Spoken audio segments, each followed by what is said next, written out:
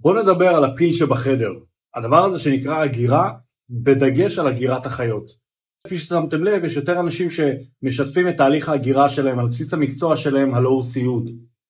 ככל שעובר הזמן יש יותר פוסטים בנושא הזה, וככל שעובר הזמן יש יותר אנשים שמכפישים את אותם אנשים שבחרו לבצע הגירה.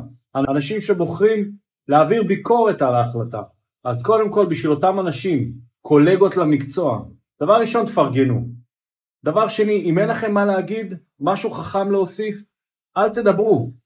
אנחנו חיים בעולם חופשי, בזמנים מודרניים. מותר לכל בן אדם להגיד את מה שהוא חושב, ואת מה שהוא בחר לעשות עם החיים שלו, ומותר לו גם לשתף אנשים אחרים. כל עוד זה לא פוגע באף אחד אחר.